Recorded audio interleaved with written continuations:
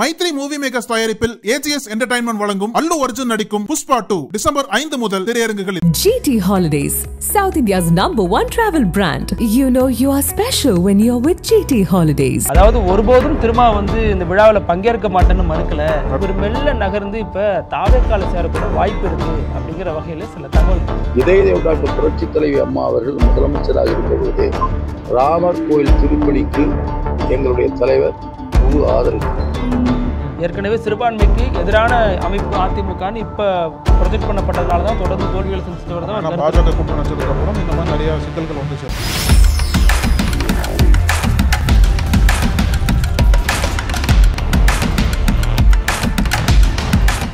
December 6 இன்னைக்கு 2 முக்கியமான சம்பவங்களை நினைவு கூறக்கூடிய ஒரு நாள், மிகவும் மறக்க முடியாத நாள். ஆமாம்.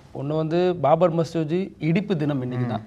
இன்னொன்று அண்ணல் அம்பேத்கரனுடைய நினைவு தினமும் இன்னைக்கு தான். இது எப்படி பார்க்கப்படுதுன்னா, தலித் மற்றும் இஸ்லாமியர்களின் எழுச்சி நாள் அப்படின்னு விடுதலை சிறுத்தைகள் உள்ளிட்ட கட்சிகள்லாம் சொல்லிட்டு வராங்க. இதில் இப்போ என்ன தமிழ்நாட்டை பொறுத்த வரைக்கும் என்ன ஒரு சர்ச்சை அப்படின்னா, எல்லோருக்குமான தலைவர் அம்பேத்கர் அப்படின்னு அதாவது பிறந்த நாளில் வெளியிடக்கூடிய அந்த புத்தகம் இன்னைக்கு வெளியிடப்பட போகுது. அது குறிப்பாக இப்போ புதுசா தாவேகா தலைவரா அவதாரம் எடுத்திருக்க விஜய் அவர் தான் அதில் சிறப்பு அழைப்பாளராகவும் நூலை வெளியிடவராகவும் இருக்கிறாரு. ஸோ இந்த விவகாரத்தில் தான் ஏற்கனவே நம்ம பல முறை இதை பற்றி பேசியிருக்கோம் இல்லையா. இதில் திரும்ப கலந்துக்க போறாரு, இல்லை கலந்துக்கல, இல்லை இதுக்கு உள்ளடி கணக்கு என்ன, திமுக விட்டு வராரு, விசிக கூட்டணியை உடைக்குது, இப்படி பல்வேறு யூகங்கள்லாம் இன்னைக்கு ஒரு தெளிவான பார்வைக்கு வந்திருக்கு. முதல் விஷயம் என்னன்னா, இது திருமாவின் கட்சியை சேர்ந்த விசிகாவின் துணை பொதுச் செயலாளராக இருக்கக்கூடிய ஆதவ் அர்ஜுன் அவருடைய அந்த தனியார் அந்த தேர்தல் வியூக அமைப்பான வாய்ஸ் ஆஃப் காமன் தான் இந்த புத்தகத்தை தொகுத்து கொடுக்குது. இதை ஒரு தனியார் ஊடகம் வெளியிடுது. ஸோ இதுல என்ன சர்ச்சை அப்படின்னா, இப்ப திருமாவும் நேற்று விசிகாவின் துணை பொதுச் செயலாளராக இருக்கக்கூடிய வன்னியரசும் பல பக்கங்களுக்கு அறிக்கை வெளியிட்டிருக்காங்க. அதுல பல்வேறு உண்மைகளை உடைச்சிருக்காங்க. நேற்று வன்னியரசு சொன்ன அறிக்கையில என்ன சொல்லியிருக்காரு அப்படின்னா, அதாவது ஒருபோதும் திருமா இந்த விழாவில் பங்கேற்க மாட்டேன்னு மறுக்கல, நீங்க தான் அவரை புறக்கணிச்சிங்க அப்படின்னு சொல்லிட்டு அந்த ஊடகத்தின் குறித்து பல்வேறு தகவல்களை பகிர்ந்துகிட்டார். அதை அடுத்து இன்னைக்கு திருமாவளவன் செய்தியாளர்கள் சந்திச்சப்பையும் சரி, அதற்கு முன்னதாக அவர் வெளியிட்ட அறிக்கையிலையும் சரி என்ன சொல்லியிருக்காரு அப்படின்னா, ரொம்ப நாள் பூடகமா இருந்த எல்லாத்தையும் போட்டுன்னு உடைச்சிட்டாரு. என்ன முக்கியமான விஷயம் அவர் சொல்ல வர்றாரு அப்படின்னா, இப்போ இது இந்த நிகழ்ச்சி ஒரு தனியார் ஊடகம் நடத்துது. அந்த ஊடகத்திட்ட நான் சொல்லிட்டேன், கருத்தியல் ரீதியாக எனக்கு அவருக்கு உடன்பாடு இல்லை. ஏன்னா விக்கிரவாண்டி தேர்தலுக்கு முன்னமே இது திட்டமிடப்பட்டது அந்த நிகழ்ச்சி.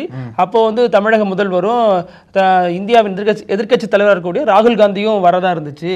அதனால அப்பயே நான் ஓகே சொல்லிட்டேன். ஆனாலும் இப்போ விக்கிரவாண்டிக்கு அப்புறம் விஜய் பேசினதுக்கு அப்புறம் அவருடன் மேடையை பகிர்வதில் சின்ன தயக்கம் இருக்கு எனக்கு. அதனால நான் வேண்டான்னு சொன்னேன். அந்த நிறுவனம் தான் திரும்ப வேண்டாம், விஜய் போதும்னு நினைச்சிச்சு, அதை பத்தி யாருமே நீங்க பேசல அப்படின்னு ரொம்ப ஒரு வழி நிறைந்த வார்த்தைகளால சொல்லியிருக்காரு. அதே நேரம் அம்பேத்கரை கொண்டாடுறதை பத்தி எங்களுக்கு எந்த ஒரு மாற்று கருத்தும் இல்லை, அம்பேத்கரை கொண்டாட வேண்டிய இடத்துல இல்லைங்கிறது வருத்தப்படுறேன் அப்படின்னு சொல்லிட்டு தான் அந்த நிகழ்ச்சிக்கான வாழ்த்தையும் சொல்றாரு. இப்ப இதன் பின்புலத்துல இன்னொரு விஷயம் பேசப்படுது அழகு.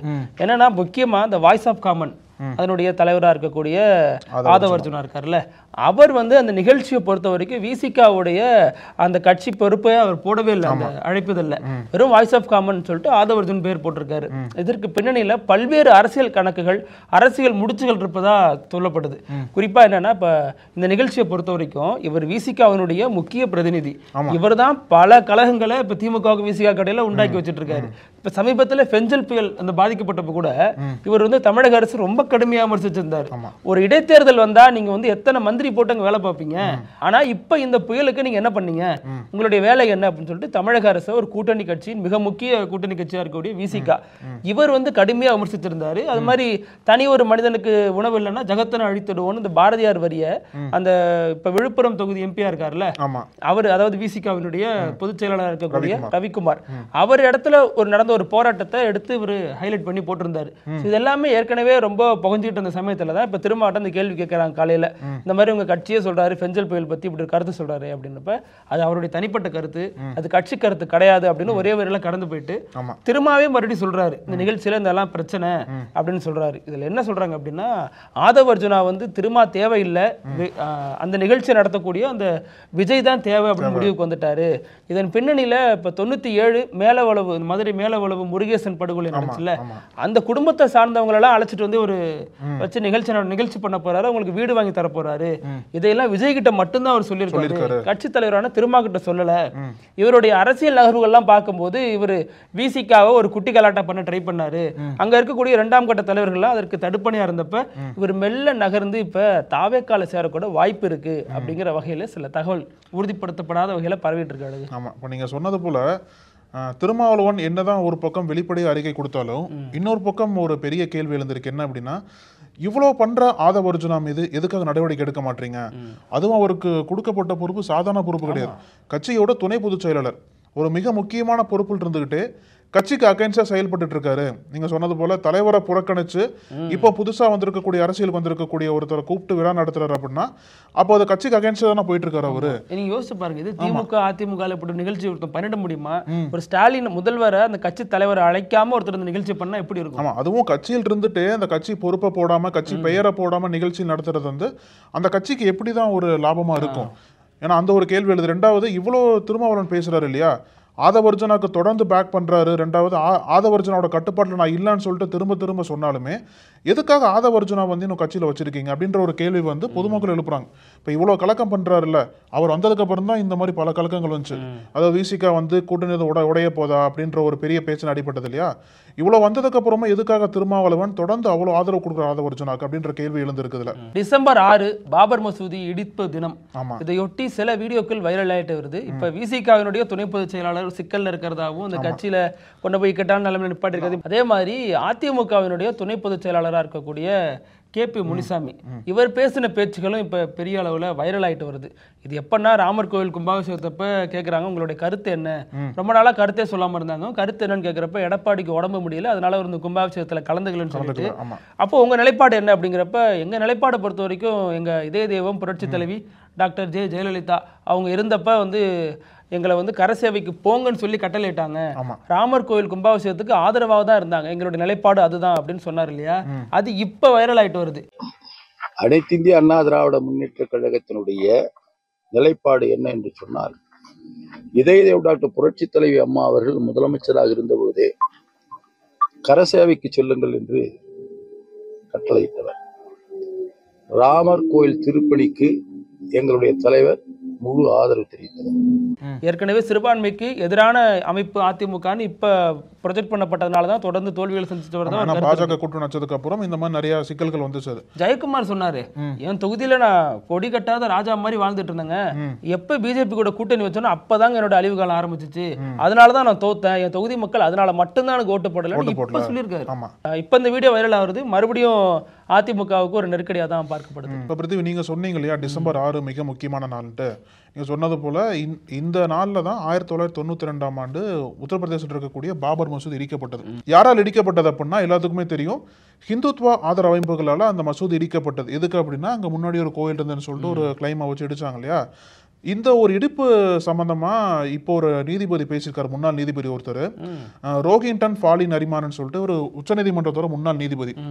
இன்னைக்கு வந்து உத்தரப்பிரதேசில் ஒரு நிகழ்வுல பேசுறாரு. என்ன சொல்றாரு அப்படின்னா, இந்த பாபர் மசூதி இடிப்பு வழக்குல குற்றம் சாட்டப்பட்ட அனைவரையும் சிறப்பு நீதிபதி விடுவிச்சிட்டாரு.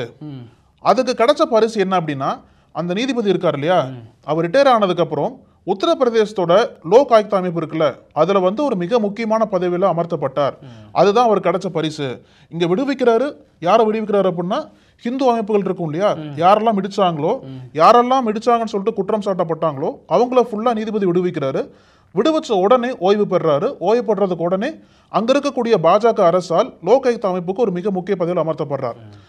இன்னொன்னு என்ன சொல்றாரு அப்படின்னா, இதுதாங்க சட்டத்தோட நிலைமை நாட்டில் இன்னைக்கு அப்படின்னு சொல்லிட்டு ஓப்பனாக போட்டு அடிக்கிறார் ஒரு முன்னாள் நீதிபதி. இப்போ அந்த 2020ஆம் ஆண்டு அந்த பாபர் மசூதி இடிச்சாங்க இல்லையா, அந்த இடிப்பு வழக்கில் சம்மந்தப்பட்ட எல்லாத்தையுமே 2020ஆம் ஆண்டு சிறப்பு நீதிபதி விடுதலை பண்றார். யார் அப்படின்னா, பாஜகவோட மிக முக்கிய தலைவர்களான LK அத்வானி, முரளி மனோகர் ஜோஷி, அப்புறம் இடிக்கப்பட்ட சமயத்தில் UP முதல்வராக இருந்தார் இல்லையா கல்யாண் சிங், இவங்க எல்லாமே வந்து அந்த வழக்கிலிருந்து விடுவிக்கப்படுறாங்க. விடுவிச்சதுக்கு அப்புறம் நான் முன்னாடியே சொன்னது போல இந்த நீதிபதிக்கு உத்தரப்பிரதேசத்தில் இருக்கக்கூடிய லோக் ஆயுக்தா அமைப்புல மிக முக்கியமான பதவி வழங்கப்படுது. ஆமா, அதே மாதிரி தான் நீங்க அந்த ராமர் கோவில் கட்டணும்னு தீர்ப்பு கொடுத்தாங்கல்ல, ஆமா அதுல கூட பாத்தீங்கன்னா ரஞ்சன் கோகாய் அதுக்கப்புறம் எம்பி ஆனாரு.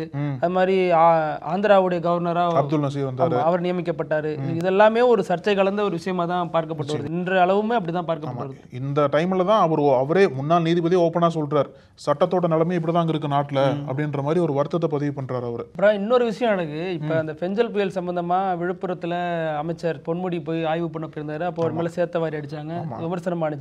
அப்பவே அமைச்சர் சேகர் பாபு சொல்லியிருந்தாரு இது பிஜேபி காரங்கன்னு. பிஜேபி பேர் சொல்லாம சொல்லியிருந்தாரு இல்லையா? அந்த விவகாரத்துல இப்ப சம்பந்தப்பட்ட புகைப்படங்கள்லாம் வெளியாயிருக்கு. அது யார் பண்ணாங்க அப்படின்னா விஜயராணிங்கிற ஒரு பெண்ணு. அடுத்து அவங்க உறவுக்காரரான ராமர். இந்த ராமர் வந்து விஜயராணியை சித்தின்னு கூப்பிடுவாருன்னு சொல்லப்படுது. சோ இதுல ஒரு முக்கியமான தகவல் வெளிவந்திருக்கு. என்னன்னா இந்த விஜயராணிங்கிறவங்க பாஜகவினுடைய அந்த குறிப்பிட்ட அந்த விழுப்புரம் மாவட்டத்துல செயற்குழு உறுப்பினரா இருந்திருக்காங்க. அது தொடர்பான புகைப்படங்கள் பிஜேபி காரங்களோட அவங்க எடுத்துக்கிட்ட புகைப்படங்கள் எல்லாமே இப்ப வெளியாயிட்டு இருக்கு. இதுல முக்கியமானது என்னன்னா அந்த மாவட்டத்தை சேர்ந்த கிழக்கு மாவட்ட தலைவரான விஏடி கலிவரதன் அப்படிங்கிறவர் ஒரு தனியார் நாளிதழுக்கு பேட்டி கொடுத்திருக்காரு. அதுல அவர் என்ன சொல்றாருன்னா, இந்த அம்மா வந்து இருந்ததெல்லாம் உண்மைதான், ஆனா 2 வருஷத்துக்கு முன்னாடி சென்னைக்கு போயிட்டாங்க, இப்போ எதனால சென்னையில இருந்து இங்க வந்தாங்கன்னு தெரியல, அவங்களும் அவங்க உறவினர் தான் அந்த வேலையை பார்த்திருக்காங்க, அதுலயுமே அந்த உறவினர் ராமருங்கிறவர் அவரான் கூட எங்களுக்கு தெரியல, பிஜேபி காரான் கூட எங்களுக்கு தெரியல அப்படின்னு சொல்லிட்டு குறிப்பா அந்த பிரச்சனை எதனால வந்துச்சுன்னா பொன்முடியோட பிஏ கிட்ட பேச போறாங்க, எப்படி இவ்வளவு தண்ணி தேங்கி நிக்குது அப்படின்னு சொல்லிட்டு கோவப்பட்டு பேச போறப்ப பிஏ வந்து அவங்கள புறக்கணிச்சாரு, பேச விரும்பல, அதனாலதான் கடுப்பாய் சேர்த்தள்ளி அடிச்சாங்க அப்படின்னு அந்த கட்சியினுடைய பாஜக தலைவர் ஒருத்தர் இப்படி சொல்றதுதான் பெரிய பேசு பொருளாயிருச்சு. இப்போ இன்னொரு பக்கம் பாத்தீங்க அப்படின்னா இப்போ சமீபத்தில் பேசணும் இல்லையா, அதாவது இபிஎஸ் vs ஓபிஎஸ் சண்டை வந்து மீண்டும் ஒரு புதிய பாதையை நோக்கி போகுது. ஏன்னா சமீபத்தில் நீதிமன்றம் கொடுத்த உத்தரவு அப்படி நேத்தி கூட நம்ம இபிஎஸ் வந்து திடீர்னு எடுத்த வேகம் இருக்குல்ல, வரக்கூடிய சட்டமன்ற தேர்தல் நெருங்கிறதுனால திடீர்னு வேகம் கட்டுறாரு அப்படின்றதெல்லாம் பேசியிருந்தோம். இன்னைக்கு சென்னை உயர்நீதிமன்றம் அவருக்கு மீண்டும் ஒரு சிக்கலான தீர்ப்பு கொடுத்துருக்கு. அவருக்கு மட்டும் இல்ல, சசிகலாவுக்கும் அந்த தீர்ப்பு சிக்கல்னு தான் சொல்லப்படுது. என்ன அப்படின்னா, கொடநாடு எஸ்டேட் எல்லாத்துக்கும் தெரியும், முன்னாள் முதல்வர் ஜெயலலிதா இருந்த வரைக்கும் அவங்க கண்ட்ரோல் இருந்தது. அவங்களோட மறைவுக்கு அப்புறம் அங்க வந்து ஒரு கொள்ளை சம்பவம் நடந்தது. எதுக்காக அங்க வந்து கொள்ளை சம்பவம் நடந்தது, அந்த கொள்ளை சம்பவம் நடக்கும் போது தான் நடந்துச்சு அப்படின்னு சொல்றாங்க. அங்க அந்த கொள்ளை சம்பவம் நடந்த போது தான் அங்க இருந்த காவலாளி ஓம் பகதூர் கொலை செய்யப்படுறாரு. இதுக்கு பின்னணியில யாரெல்லாம் இருக்கா அப்படின்ற ஒரு நீண்ட விசாரணை வந்து பல ஆண்டுகளா போயிட்டே இருக்கு இல்லையா. இதுல வந்து சில பேர் கைது பண்ணியிருக்காங்க, கைது பண்ணி விசாரணை போயிட்டு இருக்கு. இப்போ அந்த கைது பண்ணப்பட்டாங்கல்ல அவங்க வந்து வழக்கு போட்டிருக்காங்க போல, இந்த மாதிரி இவங்களையும் விசாரிக்கணும். ஏன்னா அந்த டைம்ல வந்து சிஎம் இருந்தவர் எடப்பாடி பழனிசாமி, வி.கே. சசிகலாவுக்கும் அந்த பங்களால பங்கு இருக்கு இல்லையா. இந்த மாதிரி ஒரு போர்வையில இவங்களையும் விசாரிக்கணும்னு சொல்லிட்டு வழக்கு போட்டிருக்காங்க. அந்த வழக்கை வந்து முன்னாடி நீலகிரி நீதிமன்றம் தள்ளுபடி பண்ணிட்டாங்க, இவங்களை விசாரிக்க தேவையில்லைன்னு சொல்லி தள்ளுபடி பண்ணியிருக்காங்க. அதுக்கப்புறம் அந்த வழக்கு அப்பீல் பண்ணப்பட்டு இப்போ சென்னை நீதிமன்றத்தில் வழக்கு விசாரணைக்கு வந்த போது தான் அவங்களையும் விசாரிக்கணும். அதாவது எடப்பாடி பழனிசாமி ஆகட்டும், வி.கே. சசிகலா, அப்புறம் வந்து அப்போ நீலகிரி எஸ்பியா இருந்த முரளி ரம்பா, அவங்களையும் இந்த வழக்கில் விசாரிக்கணும்னு சொல்லி இப்போ இன்னைக்கு சென்னை உயர்நீதிமன்றம் ஒரு புதிய உத்தரவு போட்டிருக்காங்க. இதன் மூலியமா மீண்டும் அந்த கொடநாடு வழக்கு மீண்டும் வேகம் எடுத்திருக்குன்னு தான் சொல்லணும். ஒரு பக்கம் கொடநாடு, இன்னொரு பக்கம் ரெட்டைலை சம்பந்தமா ஓபிஎஸ்டியும் கருத்து கேட்கணும், இன்னொரு பக்கம் அந்த மாஜி வந்து பிரஷர் பண்றாரு. இப்படி மீண்டும் பல நெருக்கடிகள் மத்தியில தான் எடப்பாடி பழனிசாமி அரசியல் வேகத்தை ஆரம்பிச்சிருக்காரு. அப்புறம் எனக்கு இந்த ஐபிஎஸ் அதிகாரி வருண்குமாருக்கும் சீமானுக்கு இடையில ஒரு பிரச்சனை போயிட்டு இருக்குல்ல, அந்த பிரச்சனையில முன்னாள் ஐபிஎஸ் அதிகாரி இப்ப பிஜேபியோட தலைவராக இருக்கக்கூடியவர் ஒரு கருத்தை வெளியிட்டிருக்காரு. அவர் என்ன சொல்றாரு அப்படின்னா, சீமான் சொல்றது சரிங்கிற மாதிரியும் சொல்றாரு, ஐபிஎஸ் அதிகாரி செஞ்சது தப்பு இல்லைங்கிற மாதிரியும் சொல்றாரு. குறிப்பா என்ன சொல்ல வர்றாரு அப்படின்னா, சீமான் வந்து எனக்கு அண்ணன் மாதிரி, நாம் தமிழர் கட்சி தமிழ்நாட்டுக்கு தேவைதான் அப்படிங்கறத சொல்லிட்டு இந்த விவகாரத்தை எல்லாம் பெருசு பண்ண வேண்டாம் அப்படிங்கிறாரு. அது மாதிரி சீமானும் அவரை தம்பி தம்பின்னு தான் சொல்லி அவர் சொன்ன குற்றச்சாட்டுகள்லாம் திமுக மீது நேற்று நடந்த பிரஸ் மீட்ல கூட சொல்லியிருந்தாரு. அதுவும் இல்லாம ஒரு சங்கின்னா நண்பன் அப்படிங்கிறதா இருக்கட்டும், அதற்கு துளசிதாசோட ராமாயணத்தை உதாரணத்துக்கு எடுத்துட்டு வரதா இருக்கட்டும், இப்படி பிஜேபி கூட ரொம்ப நெருங்கி போறாரு சீமான் இந்த பக்கத்துல கருத்து இருந்தாலும் சீமானுக்காக துணைக்க நிற்கிறது யாருன்னா இப்ப பிஜேபி நிக்கிற மாதிரி ஒரு காட்சிகள்லாம் பார்க்க முடியுது. இது வந்து அரசியல் களத்துல வெவ்வேறு விதமா பேசவும் படுது. அழகு நிச்சயமா. இப்போ இன்னொரு முக்கியமான செய்தி, நாடாளுமன்றத்தில் இது எல்லாத்துக்குமே ஒரு பெரிய அதிர்ச்சி கொடுத்துருக்கு. என்ன அப்படின்னா, ராஜ்யசபா இருக்கு இல்லையா, மாநிலங்களவை, அங்கே காங்கிரஸ் எம்பியாக இருக்கக்கூடிய அபிஷேக் மனு சிங்வியோட இருக்கையில் 50,000 ரூபாய் இருந்துதான், இருக்கையில் வந்து பணம் இருந்திருக்கு, காசாக இருந்திருக்கு. இதை எப்படி கண்டுபிடிக்கிறாங்க அப்படின்னா, இந்த அவைகள்லாம் முடிஞ்சதுக்கு அப்புறம் அவங்க போயிட்டு தூய்மை பண்ணி பார்ப்பாங்க இல்லையா, செக் பண்ண போவாங்க இல்லையா, ரொட்டீன் செக்அப் பண்ணும்போது அவரோட இருக்கை பக்கம் போகிறாங்க, இருக்கையில வந்து 50,000 ரூபாய் அப்படியே இருந்திருக்கு. இது எப்படி இவரோட இருக்கையில வந்துச்சுன்னு சொல்லிட்டு அந்த ஒரு செய்தியை இப்போ நடக்கக்கூடிய நிகழ்வுகள்ல இந்த மாநிலங்களவை தலைவராக இருக்கார்ல ஜெகதீப் தன்கர், அவரே போட்டு உடைக்கிறார். இந்த மாதிரி இருக்கை எண் 222 அது வந்து அபிஷேக் மனு சிங்விக்கு ஒதுக்கப்பட்ட இருக்கை. அந்த இருக்கையில வந்து 50,000 ரூபாய் பணம் இருந்தது. இது எப்படி உள்ள வந்துச்சு, இவ்வளோ பெரிய தொகையை வந்து யார் இங்கே வச்சுட்டு போனாங்க அப்படின்ற ஒரு துணியில விசாரணை நடத்தப்படும் சொல்லிட்டு அவர் அனௌன்ஸ் பண்றார் ஹவுஸ்லயே. இதுக்கு வந்து இரண்டு புறங்களும் ஒரு பெரிய குரல் எழுந்திருக்கு. ஒரு பக்கம் காங்கிரஸ்காரங்க என்ன சொல்றாரு அப்படின்னா, காங்கிரஸ் தலைவர் மல்லிகார்ஜுன கார்கே என்ன சொல்றாருன்னா, நீங்க விசாரணை பண்ணுங்க, விசாரணை பண்றதுக்கு முன்னாடியே எதுக்காக அபிஷேக் மனு சிங்வியோட பேரை சொல்றீங்க? இந்த பணம் இருந்திருக்கு, விசாரணை பண்ணணும்னு சொல்லிட்டு ஓகே தான், ஆனா அவரோட பேர் எதுக்கு சொல்றீங்க, அதுக்கான தேவை என்ன வந்திருக்குன்னு சொல்லிட்டு இவர் கேட்கிறாரு. அதுக்கு பாஜக காரங்க என்ன சொல்றாங்க அப்படின்னா, அதுல ஒன்றும் பெரிய தப்பு இல்லையே, அவரோட சீட்டில் தானே பணம் இருந்திருக்கு, பேரு சொன்ன தப்பு இல்லையேன்னு சொல்லிட்டு அவங்க ஒரு பக்கம் சொல்றாங்க.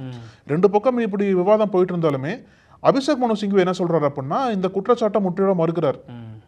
எங்க நான் வந்து ராஜ்யசபா போகும்போதே என் கையில ஒரு 500 ரூபா தான் இருந்தது, நான் அவையில் இருந்ததே 3 நிமிஷம் தான் போனேன். அப்புறம் மறுபடியும் வெளியே வந்து அயோத்தியா எம்பியோட நானும் அவரும் பார்லிமெண்ட் கேன்டீன் இருக்குல்ல அங்க போயிட்டோம். நான் அவையில் இருந்ததே 3 நிமிஷம் மட்டும் தான், அது மட்டும் இல்லாமல் 500 ரூபா மட்டும் தான் கையில் எடுத்துட்டு போயிருந்தேன். இவ்வளோ பெரிய தொகை இதெல்லாம் கேள்விப்படாது, எனக்கே இது புதுசாக தான் இருக்கு. நீங்க விசாரணை பண்ணுங்க, கண்டிப்பா அது விசாரிக்கப்பட வேண்டிய விஷயம் தான், விசாரணை பண்ணுங்கன்னு சொல்லிட்டு விசாரணைக்கு ஆதரவு தெரிவிச்சாலும் அவரோட பேர் இதில் இன்வால்வ் பண்ணல வந்து பெரிய மறுப்பு தெரிவிச்சிருக்காரு. அவரோட சீட்டு கீழே கூட லாக் மாதிரி ஒரு இது வைங்க, யார் வேணாலும் காசு வச்சுட்டு போலாம் அப்படின்னு சொல்லியிருக்காரு. இது வந்து கேள்விப்படாத விஷயமா தான் இருக்கு. இல்லை எல்லாருமே ஒத்த கருத்து என்ன சொல்றாங்க அப்படின்னா, நிச்சயமா விசாரிக்கப்பட வேணும், ஏன்னா இது எப்படி வேணா நடக்கலாம் இல்லையா. ஆமா, அதனால பிரித்திவி இப்போ பார்லிமெண்ட்ல இப்படி எல்லாமே நடக்கும்னு சொல்லிட்டு பார்த்தோம் இல்லையா. இப்போ நம்மளோட செக்மெண்ட் இப்படி எல்லாமே நடக்கும் அப்படின்ற செக்மெண்ட்ல வந்து ஒரு மிக முக்கியமான செய்தி வந்திருக்கு. இது வந்து ஆண்களுக்கும் சரி பெண்களுக்கும் சரி ஒரு பெரிய அதிர்ச்சி தான் சொல்லணும். நம்ம இந்தியாவில் பஞ்சாப்ல மான்சுக்னு ஒரு மாவட்டம் இருக்கு.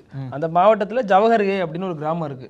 அந்த கிராமத்தில் போடப்பட்ட பஞ்சாயத்து தீர்மானம் தான் இப்போ பெரிய அளவில் பேசுபொருளாகவும் வினோதமாகவும் பார்க்கப்படுது.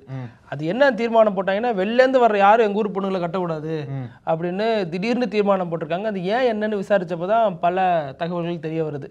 குறிப்பாக என்ன சொல்றாங்க அப்படின்னா, வெளியிலேருந்து வரீங்க நீங்க பாட்டுக்க வந்து எங்க ஊர் பிள்ளைங்களை கல்யாணம் பண்ணிட்டு போயிடுறீங்க, நீ பாட்டு ஏதாச்சும் போதைப் பொருள் இந்த மாதிரி வேலையை பார்த்துட்டு போயிடுற, போலீஸ்காரங்களாம் வந்து எங்க ஊரை போட்டு அடிக்கிறாங்க, அதனால இனிமே இந்த வேலையே வேண்டாம்னு சொல்லிட்டு பஞ்சாயத்துல புதுசா ஒரு தீர்மானம், வெளியில இருந்து வரக்கூடிய யாருமே எங்க ஊர் பிள்ளைங்களை கல்யாணம் பண்ணக்கூடாது, இது 18 பட்டி கட்டுப்படும்பா அப்படின்னு சொல்லிட்டு தீர்மானத்தை போட்டாரு பஞ்சாயத்துல.